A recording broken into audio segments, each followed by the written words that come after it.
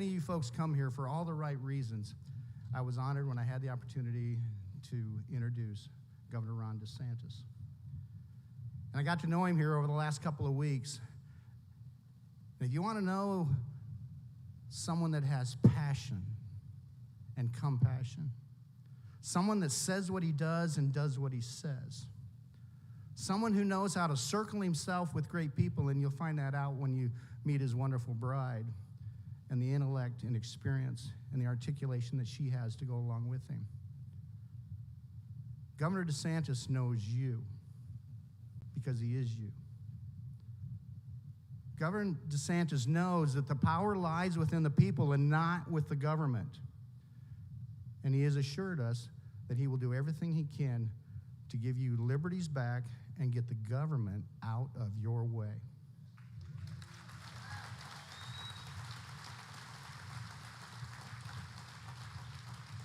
Governor DeSantis, along with the team that he'll put together, will ensure that America can be what America is destined to be, and that is the greatest nation in the entire world. And we need leadership like his, with a great faith behind it, and a great family supporting him, and someone that will stand up for what's wrong and always do what's right. I am humbled to introduce to you what I hope you will help start the beginning and introduce to every other state in this union who the next president of the United States should be. Governor Ron DeSantis and his wife, Casey.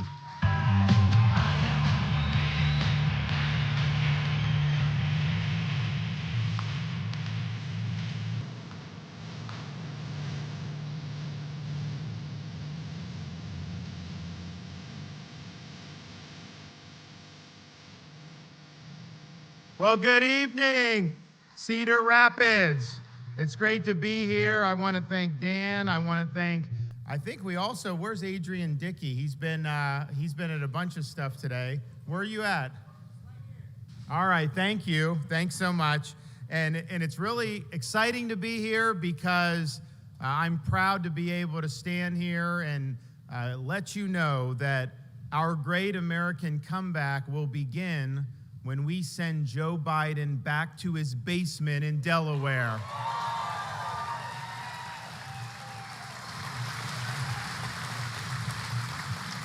Spends a lot of time as president on vacation. We might as well make it permanent and let him stay.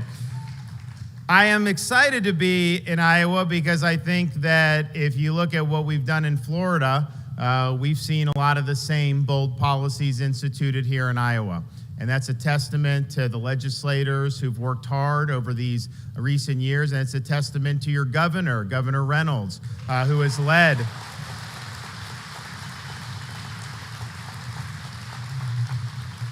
People would sometimes ask me, why aren't other states doing what Florida's doing? We're so excited. I said, Iowa's doing what Florida's doing. And so people started to really catch on. I get attention just because the media is always attacking me. So people are always talking about Florida.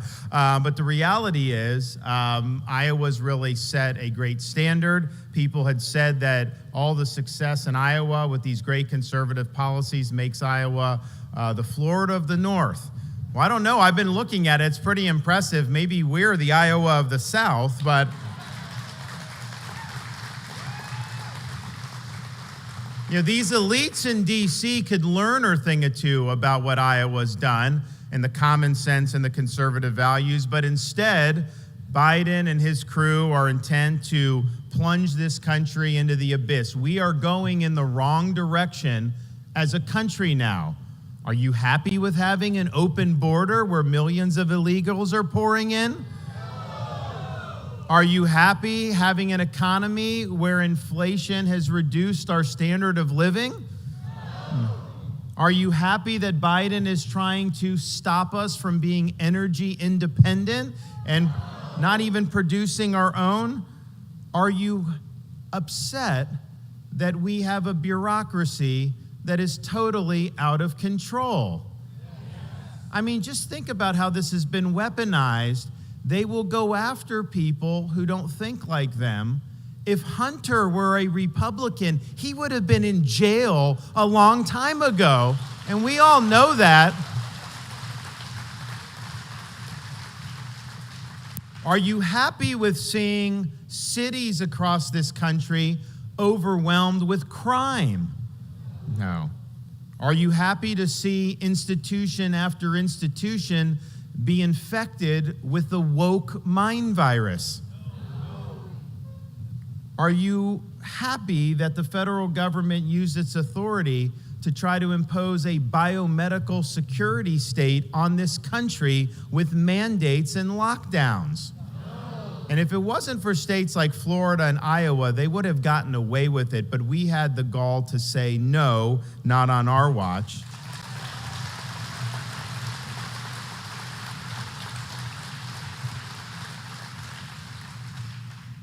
And are we all, especially on the heels of Memorial Day, are we all revolted by how we lost 13 service members in Afghanistan due to the ineptitude of Joe Biden as commander-in-chief? Yes. So we have a situation where the political elite in this country are detached from the wishes of everyday, hardworking Americans. Listen to this stat. 5 of the 7 wealthiest counties in the United States of America are suburbs of Washington, D.C. I can tell you they're not producing very much in Washington, D.C. besides mountains of debt and loads of hot air. So why they are wealthy in that part of the country is because our political system rewards people who are connected to the ruling class, and they reward them at the expense of people who are out in the country doing it the right way. They want to impose their agenda on us. They are not trying to create an agenda that represents us or represents our values. And all this means is that our country is now in a state of decline. The good news is I think American decline is not inevitable. I think it is a choice. It is a choice that we will make as a people, particularly in this upcoming election. I think we have a chance to choose a better path. And if we choose a better path, we can have a revival of the greatness of America. We can revitalize this country, and we have a responsibility to do it.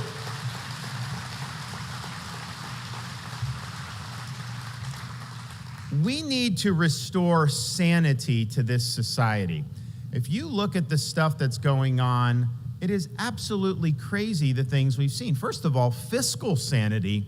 They have printed trillions of dollars over the last few years, borrowed, spent trillions of dollars, and all it's done is driven up inflation, reduced the standard of living for American families, and now you have Biden trying to neuter our energy capacity, which will make things even worse. And in terms of this debt deal, what I can tell you is this. Our country was careening towards bankruptcy before this debt deal, and it will be careening towards bankruptcy after this debt deal. It does $4 trillion in additional debt in less than 2 years. It locks in the inflated levels of spending that they've done since COVID, and they really continue to use COVID as a pretext to spend more money that we don't have. And it even keeps 98% of Biden's 87,000 IRS agent expansion. So that is not solving any problems whatsoever. I can tell you in Florida, we run budget surpluses. We have one of the lowest per capita debt ratios in the entire country. Our economy, if we were our own country as Florida, our economy would be the 13th largest in the world, and yet our debt with a $1.2 trillion economy in Florida, our debt's only $17 billion. Can you imagine if the federal debt was at such a small ratio of our overall economy? Instead, our national debt is significantly more than the entire value of the American economy. So that insanity cannot continue and us remain a vibrant country. We also have to understand restoring sanity means every institution in our country cannot be going on these ideological joyrides. We need to make sure that merit and achievement trump identity politics.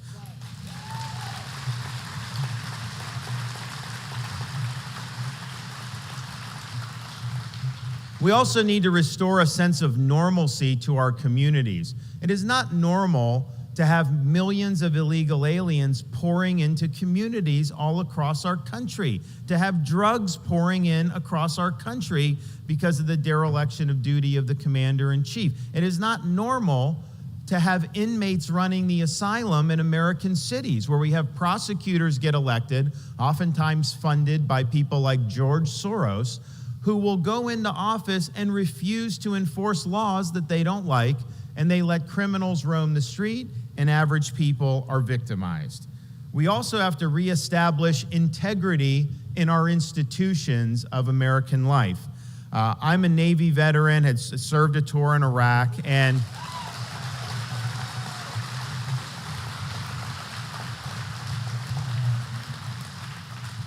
it was something that is, what's that? That's right. It was something that I respected all the services, and I appreciated everyone who served. I was in a situation where growing up, I was a blue-collar kid. My mom was a nurse. My dad worked to put ratings devices on the television sets for the Nielsen television ratings company, and I was never handed anything. I was always told, you're not entitled to anything. You have to earn it.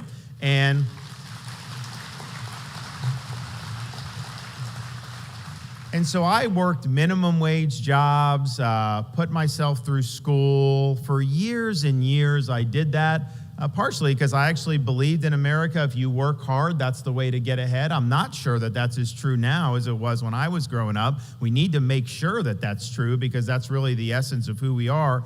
And I put myself in a position where, I got education, I had degrees, I had the ability to earn a lot of money. And I had never had money before, but September 11th happened, I'm going through this, and I felt the responsibility to serve. It's an all-volunteer force, but you step up when the country's going through a lot. So I did, and I can tell you that even though I made way less money than I would have, the satisfaction that you get wearing the cloth of your country and serving with fellow patriots, well, that's a satisfaction that money just can't buy. And so I look back.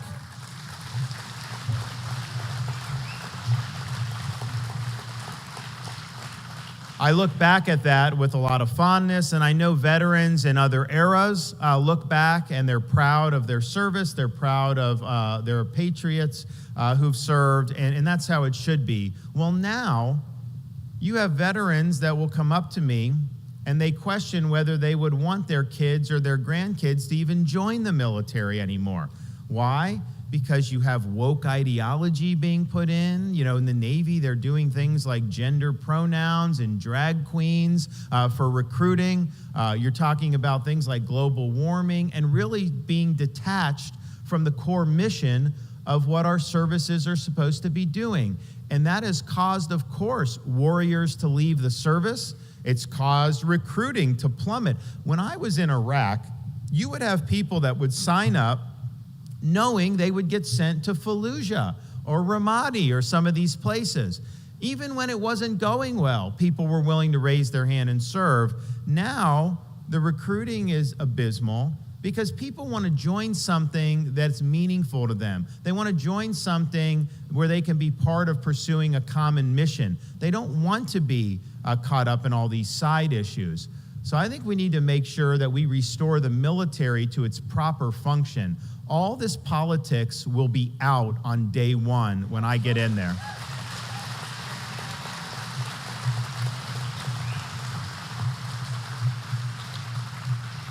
We also need to restore integrity to our constitutional system. Our founding fathers created 3 branches of government: legislative, executive, and judicial. The people that you elect are the ones that are supposed to make the rules that govern our society. If you don't like what they do, you have the ability to send them packing and let someone else who will do a better job. Well, what we've been doing in these last few decades is some of the most important issues facing our society get resolved not in the halls of Congress, but by nameless, faceless bureaucrats who are issuing sweeping rules that have the effect to transform our society and transform the American economy. We need to reconstitutionalize this government. No social or economic transformation without representation. We return the government to its rightful owners, we the people of the United States.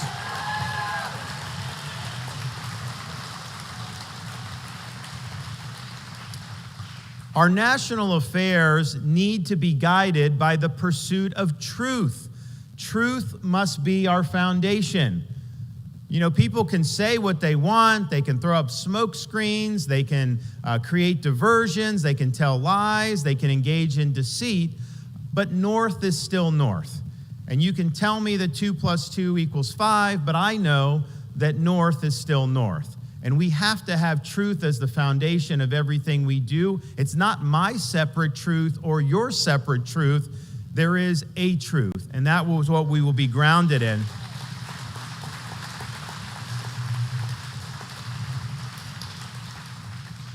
We also need to ensure that common sense is no longer an uncommon virtue in our society. Let's make sure that the things we're doing pass the smell test with the average person. It didn't during COVID for a lot of this stuff. One of the reasons Florida did good is we were just relying on common sense and doing things that we knew would work. And so there's a lot to be done. But I think the good news is a state like Florida, a state like Iowa, proves that it can be done. This is not a lost cause. Yes, we're behind. We've got a lot to do, but we can do it. And in Florida, we chose facts over fear. We chose education over indoctrination. We chose law and order over rioting and disorder. We held the line when freedom itself was hanging in the balance during the COVID-19 pandemic. We chose freedom over Fauciism because we...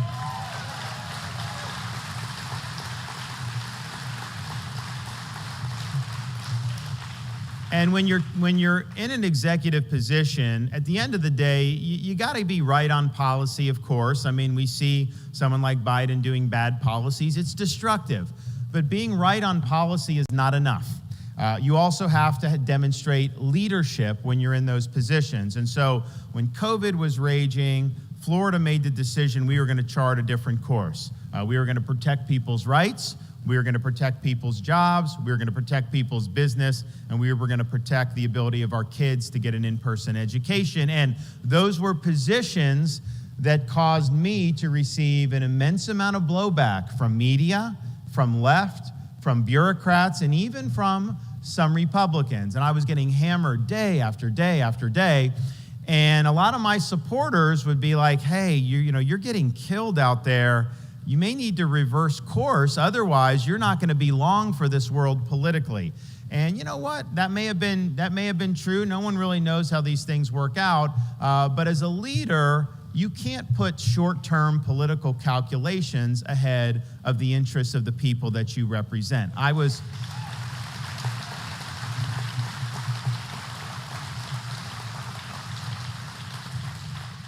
was more concerned, I knew I needed to be more concerned with saving the jobs of the people I represented than trying to protect my own job.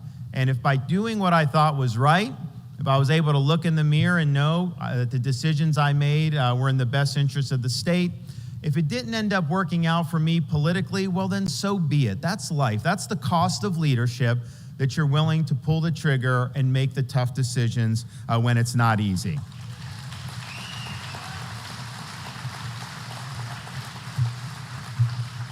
I can tell you also that leadership is not about entertainment.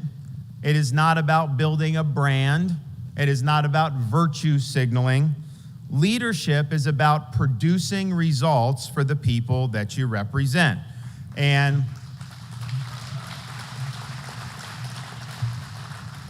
Iowa has produced results, and Florida has produced results. And here are just some of the results that we've been able to produce in these last few years. We have banned land purchases by the CCP in the state of Florida.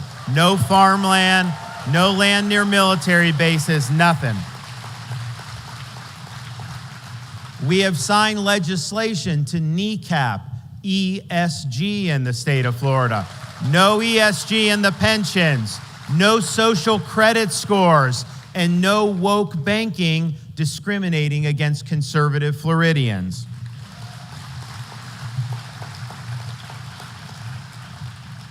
We have enacted the heartbeat bill, which are the strongest pro-life protections in the modern history of Florida. And yes, as our man said, we are also embracing the importance of fatherhood in the state of Florida. We work on our initiative with Tony Dungy, who is a coach for the Colts and for the Bucks. He lives in Tampa, and he's got charities that he runs called All Pro Dads that we've worked with before we did the bigger initiative. And Tony will tell the story that when he was coach at Tampa, he's a devout Christian. He wanted to go minister in the prison. So he went to minister in the prison in Florida, and he came out of that and he said, you know, what I realized is none of them were in prison because they were poor, because of their race, or these other things. They were all in prison because not one of them had a father in the home growing up. And so if you have a father in the home, or even if you have a kid that has a mentor, somebody that takes an interest in their life, that could be the difference between them being a very productive citizen or ending up in jail or prison themselves. And so we understand the importance of that, and we understand our kids need it. And part of being family friendly is we understand that it's not always easy financially to be raising kids or even to be bringing kids into this world. And so we want to make sure, especially in an era of Biden inflation, that we're providing relief to Florida families. Now, we don't have an income tax in the state of Florida. Y'all should try it sometime. It's good. I know your governor's trying to get there. And so, we can't, there's no rates to cut there. So we try to figure out what can we do to make an impact. And so what we've done with our sales tax is we've permanently eliminated sales tax on every single baby item. No tax on cribs, on strollers, on diapers, on wipes, on clothes, none of it. You get to bring babies into this world tax-free in the state of Florida. And that's going to save parents. Trust me, the amount of diapers we went through with our 3 kids, that's a lot of money. You know, my wife, she's going to come up here and say a few things in a minute. We started as governor 2019 with a 2-year-old and a 9-month-old. You know, our kids now are 6, 5, and 3. So when I signed this in the law, she said, that's a great bill. Why didn't you do that in 2019? That would have saved us a lot of money. Well, we didn't have Biden inflation in 2019. That's why. So we're happy to stand with families there. We're also happy to stand with parents by enacting universal school choice, education savings accounts for every parent to send their kid to the school of their choice. When I became governor, we inherited a liberal state Supreme Court that was split 4-3, liberal to conservative justices. I have since been able to appoint a total of 7 conservative justices to the Florida Supreme Court, and we now have the most conservative state Supreme Court in the United States.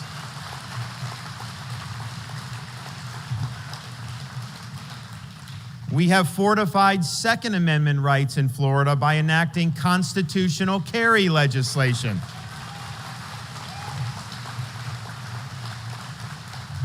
We've enacted tough on crime policies so that we make sure people are not getting out without having to post bail. We make sure that people are dealing fentanyl end up in prison for a long time. And we have now authorized the death penalty for pedophiles who prey on our youth.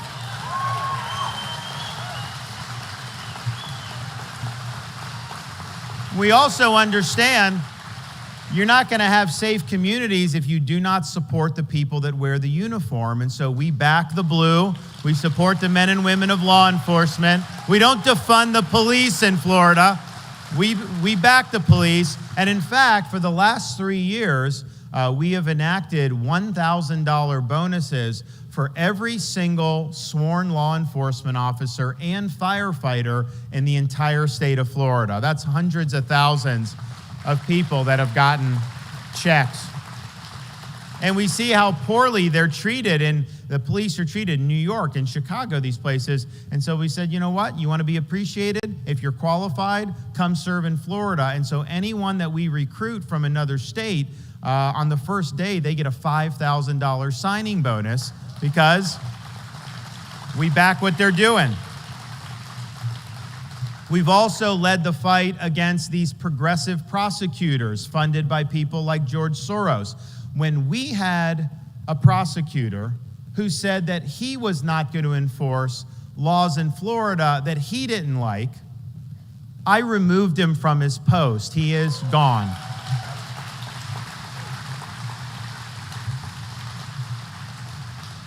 We've enacted policies to fight illegal immigration, like banning sanctuary cities, cracking down on human smuggling, sending our National Guard to help with the border, and even transporting 50 illegal aliens to beautiful Martha's Vineyard.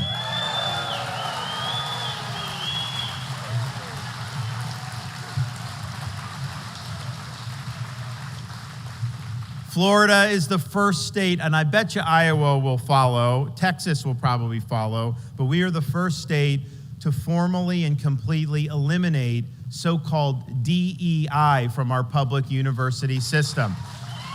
They say it's diversity, equity, and inclusion, but the way it's done, it really is ideology that's being imposed on the student body and on the professors. The way it's actually applied, DEI better stands for discrimination, exclusion, and indoctrination, and that has no place in our public institutions.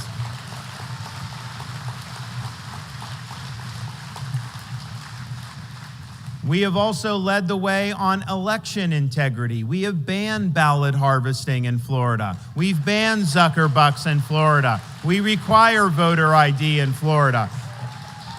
And if you look at the last two election cycles, 2020 and 2022, we're counting over 8 million votes by midnight on election night and producing results. Imagine that.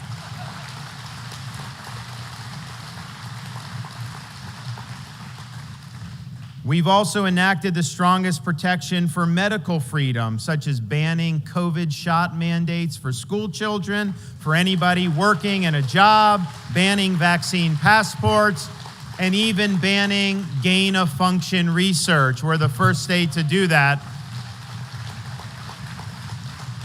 But of all the things that we've done, and we've done more than that, I would say one of the things I'm most proud of is we've taken a very strong stand that the purpose of our schools is for education of our kids, not indoctrination of our kids.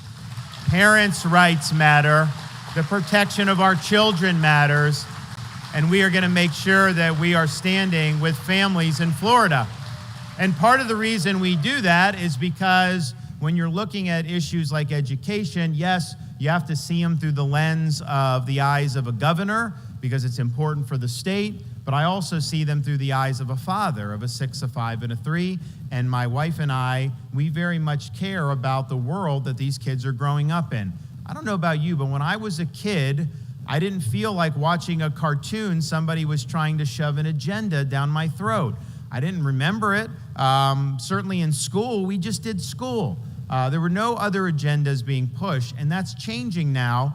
And I think parents are having a more difficult time just raising their kids the right way because it seems like everywhere you turn, something is happening to try to veer them off course. And so we're very sensitive to that.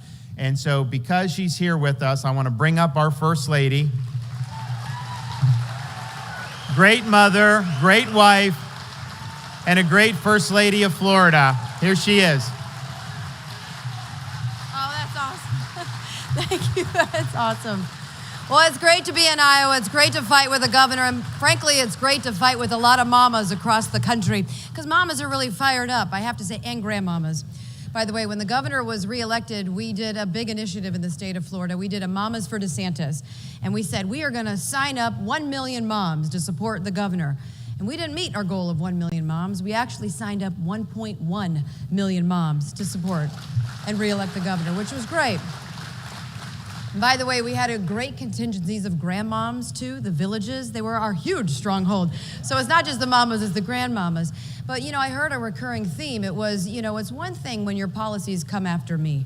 It's another thing when you're coming after our children. That's when we start fighting back. And I think there are a lot of moms across the country and grandmoms who are going to sign up to support this governor because he is the one that's fighting to protect our children.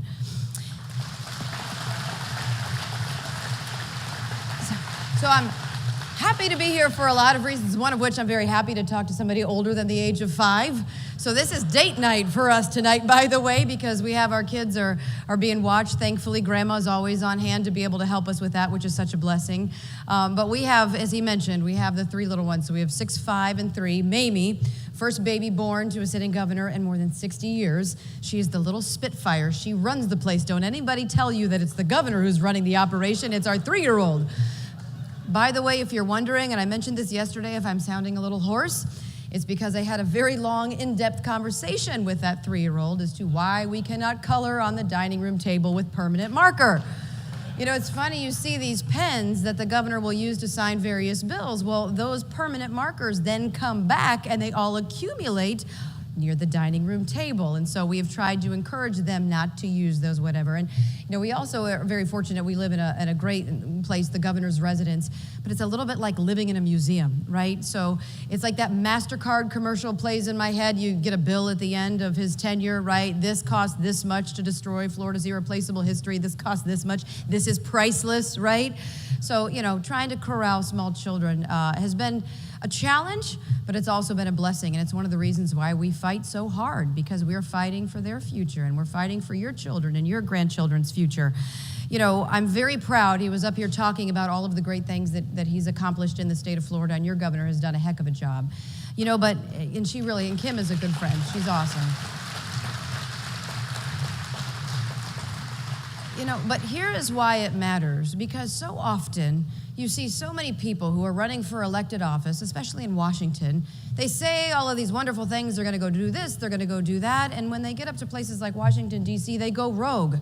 They forget why they're there. They forget of the wishes of the people who put them in office, what they ultimately wanted them to do. They become listless vessels, bending in the wind, beholden to polls and politics, never delivering on those accomplishments on behalf of the people. What the governor shows is that when he says he is going to do something, check the record, he gets it done. What a concept. And he's also not afraid either. That's the other thing, because, he has been attacked literally. Even before he was elected, he was being attacked. And during COVID, we turned on the TV, and every 5 minutes he was being attacked. And I honestly said, sometimes I worry if he's not being attacked, right? Like, are you doing the right things? But you know what? Even though he faced unrelenting attacks, he never backed down, he never cowered, he never changed, he never took the path of least resistance. In watching in execution, that he fights and stands and defends what is right.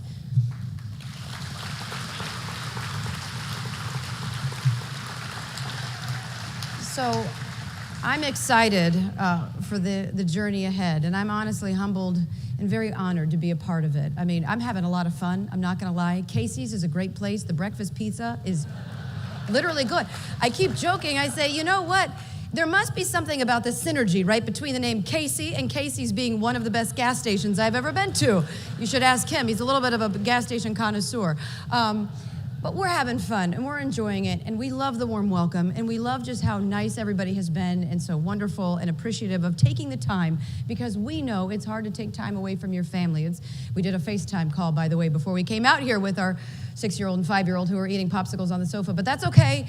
It was fine. It was all right. We had bowls, but we understand that it's a sacrifice to be involved in politics and to make a difference. So honest to God, we do appreciate what you're doing, but I'm excited because we're going to protect and defend what it means to be an American, the idea of America. We're going to ensure that our children, and your grandchildren have the opportunity to live up to their God-given potential in America. And you know what? With this guy leading the helm, I can tell you we are going to show the world that America's best days are yet to come. So God bless you.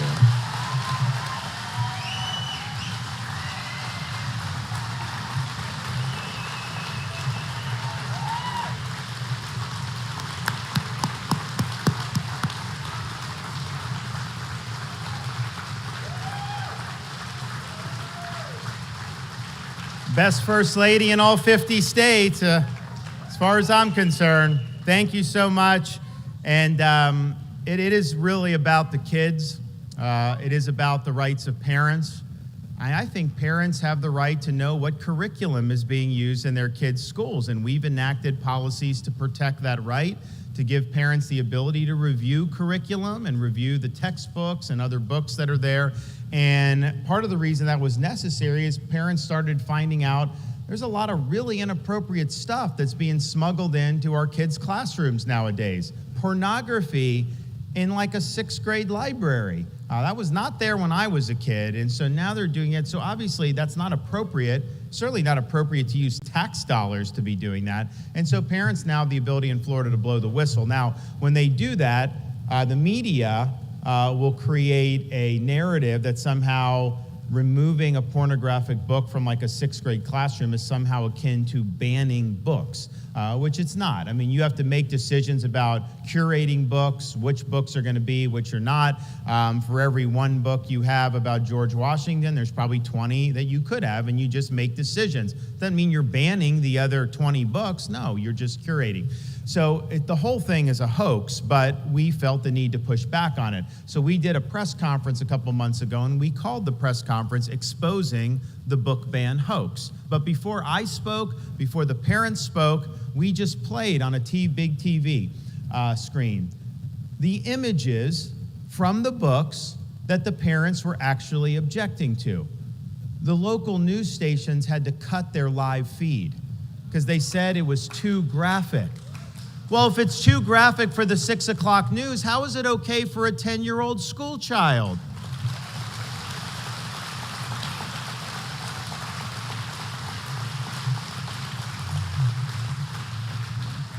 The media tried to do, and I think even most of these outlets, debunked this because it was so ridiculous, but they tried to create in Miami a poem ban hoax. And what happened was, and this had nothing to do with me, nothing to do with the state of Florida, there was a school in Miami-Dade that had a book of poems. I guess the poet was involved with Biden's inauguration, so I don't know. But it was a book of poems, and they decided that it was more appropriate in the middle school library than in the elementary school library, so they just moved the book, to the next library. And the media tried to say that somehow that was being banned because something like the state of Florida was doing. I mean, it was a total fabrication and a total hoax. And so literally the Miami-Dade school district's got to put out a statement saying nothing's been banned. We literally just moved it to middle school because we think that's more appropriate, at that grade level. But it's a lesson in the dishonesty of legacy media outlets.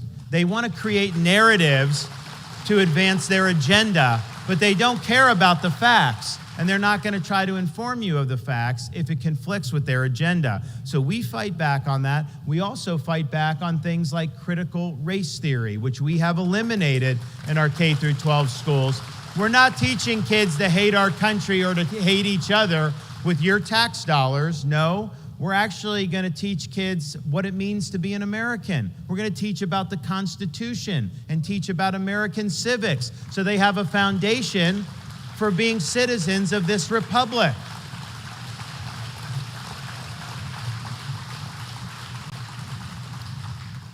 Florida's also taken a stand against the introduction of gender ideology in our schools.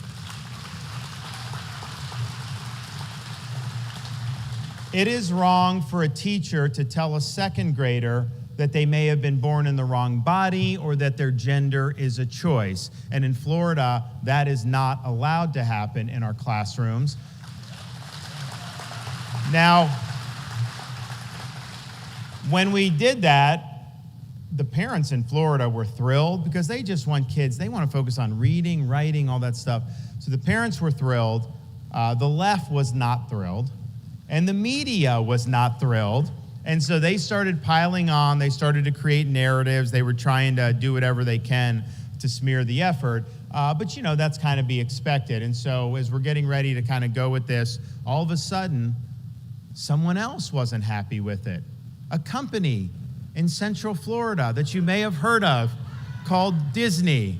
And Disney's view was that the bill should be stopped, that we should have somehow, that would be appropriate to have things like transgenderism taught to elementary school kids. That was their corporate position on that.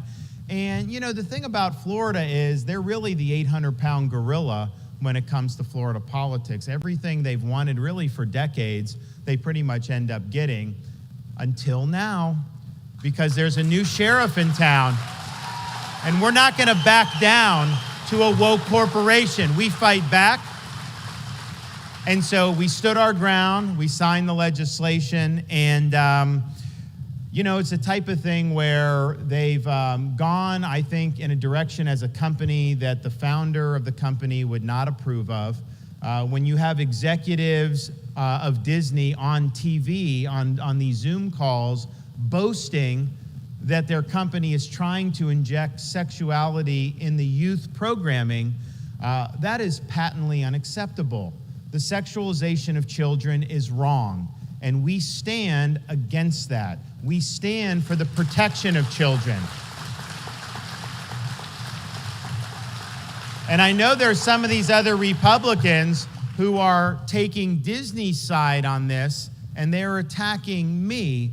But when it comes to the protection of children, we will never give an inch, because the safety of our children is of paramount importance, and on that issue, there can be no compromise.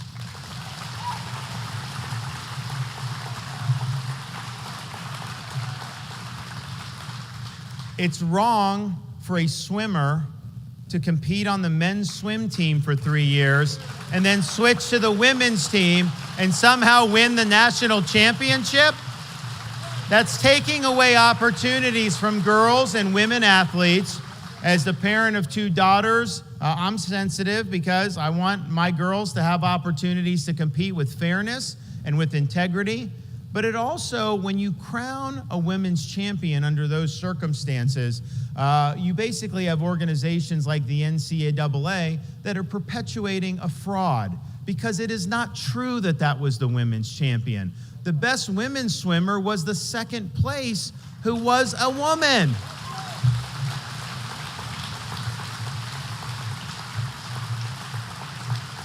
And it's sad we even have to say this, but it's wrong for physicians to perform sex change operations on minors. That is mutilation. And when you do that in the state of Florida, you will not only lose your medical license, you will go to jail where you belong.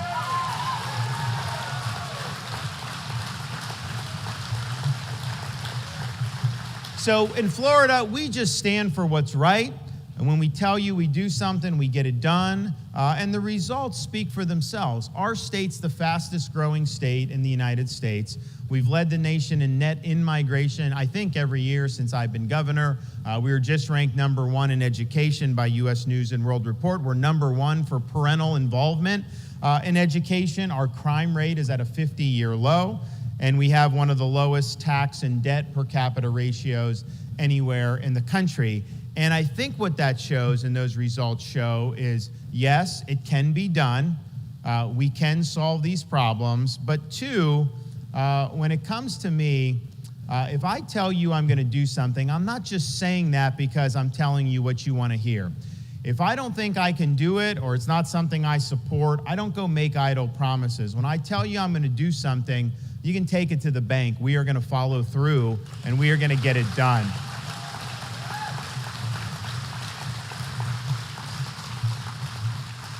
So as president, I pledge to be an energetic executive that will take on all the big issues head on in a no-nonsense way. We will reverse Biden's economic policies that have caused inflation to go up and caused American families to struggle. We will liberate our domestic energy industry from his disastrous regulations, and we will open things up.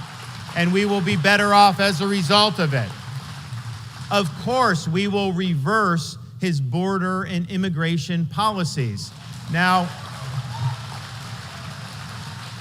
I gotta say though, I've been hearing about this border as a Republican my entire adult life. And Republicans have been going around saying they're gonna do all this with border and do that with immigration for years and years and years. When I'm president, we will finally be the administration to bring this issue to a conclusion. We are going to shut down the border. We are going to build a border wall. We're going to end mass migration, and we are going to hold the Mexican drug cartels accountable for the carnage that they are causing in this country.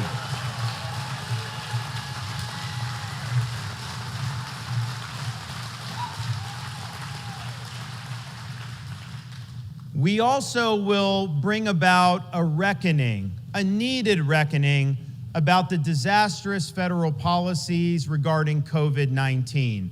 Fauci policies were wrong. Fauci policies were destructive. And we must have accountability for those policies so that this never can happen in our country ever again.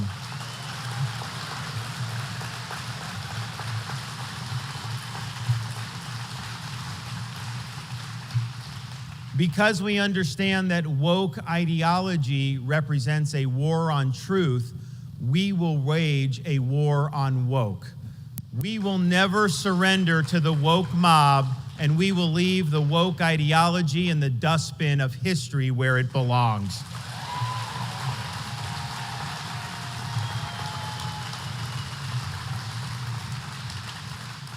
We will revitalize our military. On day one, we will reverse all of Biden's politicized policies that are detracting from mission attainment, hurting recruitment.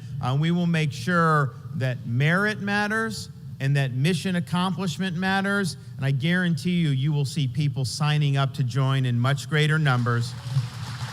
And we need it. We need to have a strong military.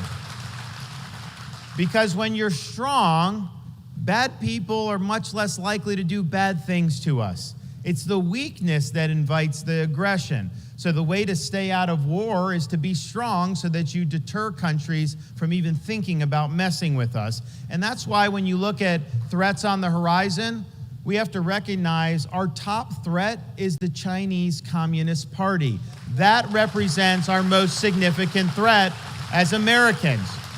So we need a strong military to deter China. We need to acknowledge that the elites in this country have sold out this country to Chinese for many, many decades. Yes, and some Americans got very rich, but it hollowed out our country. It's made China the world's leading manufacturing superpower. It's allowed them to build up their military. Now they have a leader, President Xi, who has very grand ambitions and wants to wield authority all around the globe. So this is really, really important, but we cannot let the 21st century end up becoming the Chinese century. It must be the American century.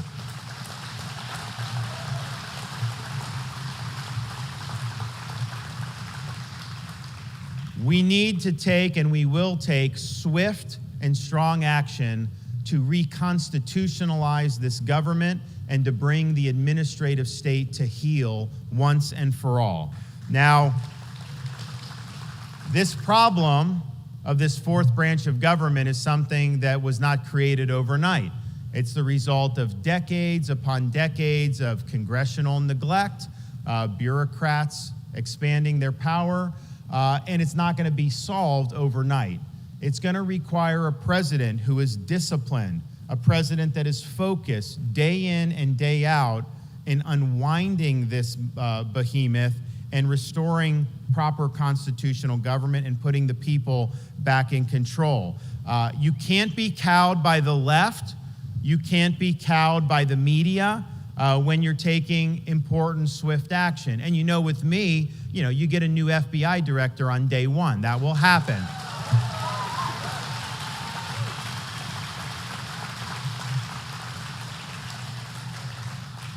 But you need to understand that in some of these important agencies like the DOJ, you need people in there that are going to be warriors. You need an attorney general that has a spine made of steel.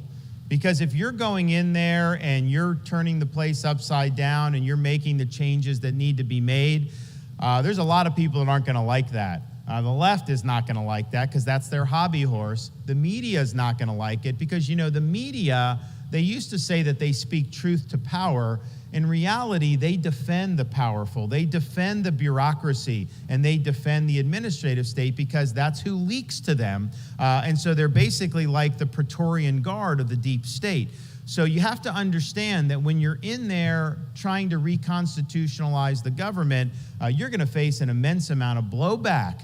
They're going to smear you. There's going to be articles and hit pieces on TV. And you need an attorney general that's going to wear that like a badge of honor. Because if they're not coming after you, then you're not getting the job done. They only go after the people that they fear. And if you're getting the job done, that's when they're going to do it. In Florida, we have an attorney general named Dr. Joseph Ladapo. He's a really good guy. You should look into him. But he's like an anti-Fauci. Everything Fauci was saying, he was the opposite. And I told him, I said, look, taking those positions, they're going to fire at you because that's not the positions that these people want to see. And so just, stay strong, hold your ground. And it got to the point where I would see him and I'd be like, hey, Joe, I don't really know what you've been up to, but I see CNN is attacking you, so you must be doing a good job, because I know they wouldn't be doing that if you were not doing what we wanted you to do. So you need to have that frame of mind and to go in. And I think what's happened over the years, these Republicans get in there and they get too worried about being liked by people inside Washington. Guys, it's a swamp. You don't want them to like you.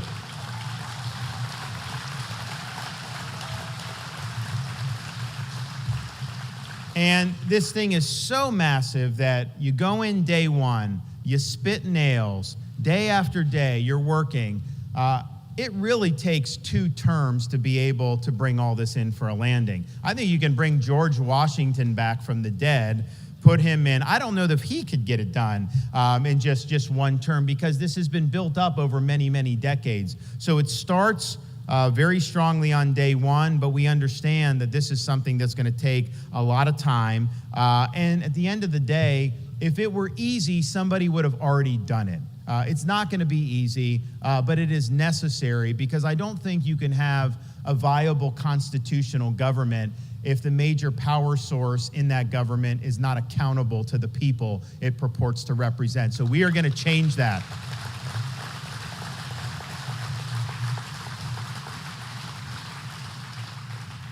Now, the Bible tells us that God prefers the humble to the proud, and you have to have humility when you're in an executive position, particularly like that of President of the United States. At the end of the day, you can have great policies, and we will. You can make great decisions, and we will. But this is a team effort, and you can't do it alone. You need a cadre of people who believe in the mission, who are going to be willing to sweat and toil to be able to accomplish the mission, and are not going to have their own agenda put forth ahead of your agenda. And in order to do that, you can't just recycle the same people who are in Washington, D.C. and live in the Beltway.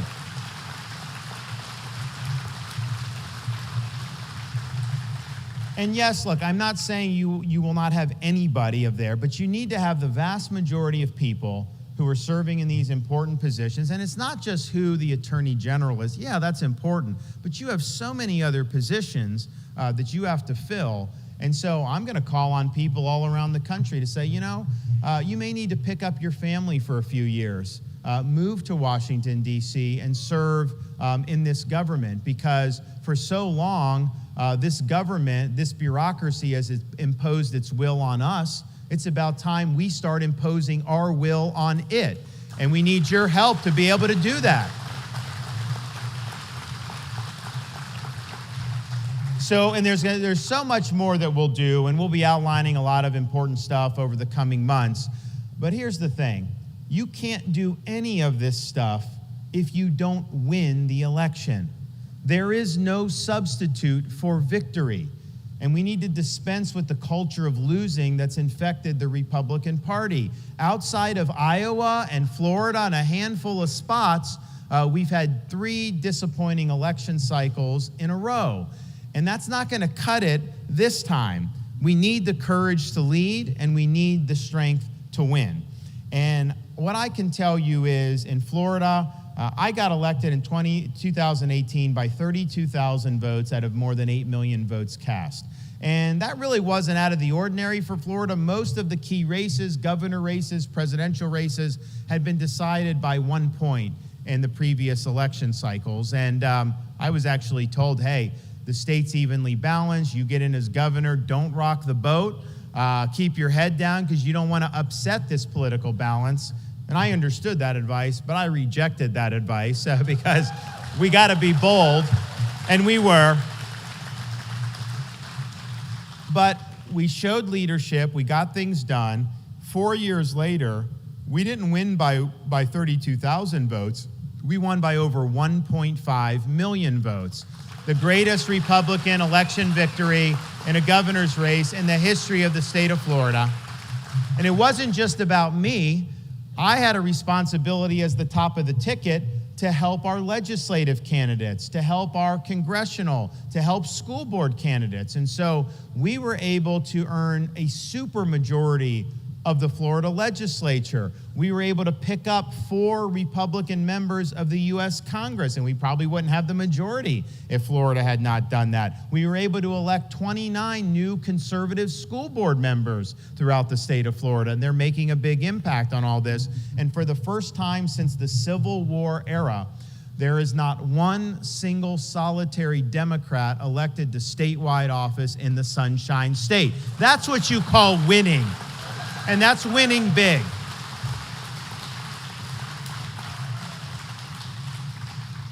And I think that it's going to be a tough fight.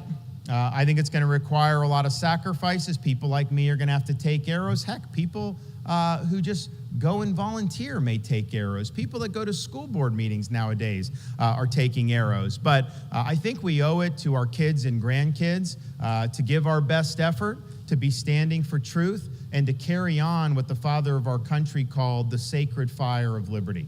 You know, coming off this past weekend, I think about going up to Washington, D.C. When I used to fly up there, and there was one route that you could take going into Reagan Airport that took you flush parallel to the National Mall. And so if you looked out the left side of the plane, you saw beautiful views, really up close and personal views of the Lincoln Memorial, the reflecting pool, the Washington Monument, all the other monuments, and even perched on the hill in the distance, the beautiful U.S. Capitol building. And it was a beautiful sight because it reminds you of the ideals and the principles that make us unique as Americans. I could tell you the tourists gawk, they love seeing it. It was a really neat thing. And I did too. But after doing that trip a few times, I figured out that the best monuments our country had were not out the left side of the plane, even though that was our national mall. Because if you were on the right side of the plane and you looked out those windows, you looked over the Potomac River,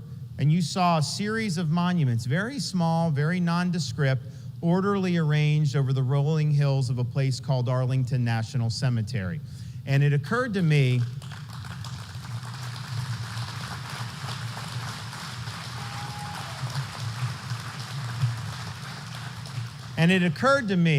that you can have great leaders like a Washington and a Lincoln. You can have a great Declaration of Independence, a great Constitution. You can have great ideals.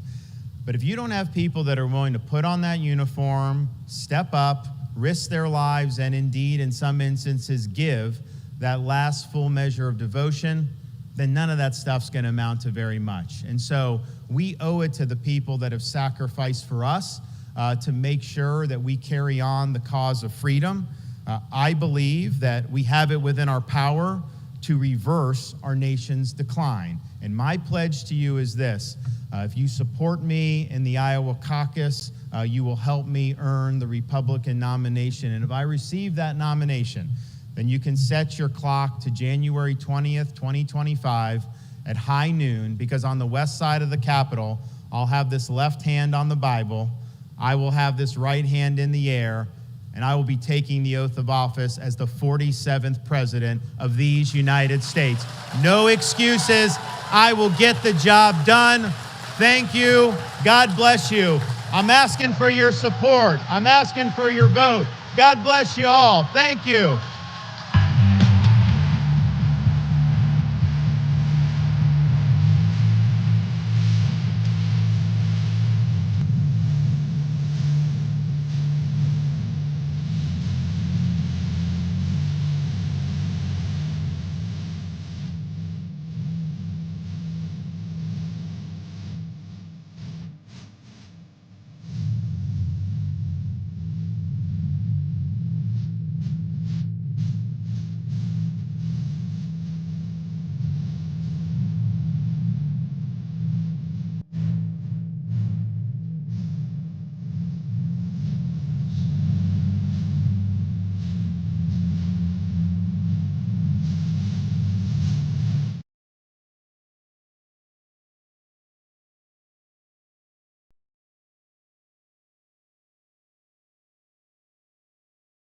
A Russian man claiming to hold top-level secrets about Russian advanced bombers has just turned up at the U.S. southern border, seeking asylum. The man claims to have been an engineer at a production facility over in the city of Kazan, and he says that he possesses top-secret information about the White Swan Tu-160, which is the most advanced bomber in the Russian arsenal. U.S. border officials, they interviewed the man, and they determined that his story was in fact credible and eventually passed him off to the FBI, who are still in the process of interrogating him right now. However, analysts have pointed out that the fact that the story was even leaked to the public is an indication that perhaps the American government is encouraging other Russians who also hold top-level secrets to also escape to America. And if you thought that was interesting, well then you should click on that button below this video and check out Epic TV, one of the best no-censorship video platforms on the internet. On there you will find awesome programs like American Thought Leaders. We've now been, for 2 years, trying to obtain the unredacted emails. We're down to the last 50 pages. So that's where all the incriminating evidence is. Crossroads. One of the big things happening right now is what's taking place with Russia and China. Counterpunch. You will see information you've never seen anywhere else. Facts Matter. I'm your host, Roman from the Epic Times. Stay informed, and most importantly, stay free. As well as a plethora of great documentaries, wholesome movies that you can enjoy with your whole family, If I reach 1 hour, I accomplish something. cooking programs, and my absolute favorite, programs about traditional art and traditional music, which can honestly uplift your mood and fill you with hope for the future.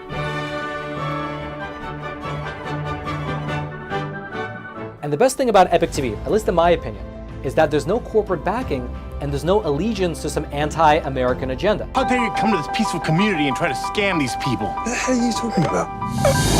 But rather, it's just good, honest, wholesome content that's based in truth and tradition. I saw him. It was incredible. Something that you can actually sit down with your whole family and enjoy, knowing that some ideology is not about to be pushed upon you. And who's fighting it? We're fighting it here at Epoch Times, and we need to keep bringing you the news. And so again, if you'd like to check out Epic TV, just click on that button below this video. You and your family will absolutely love it.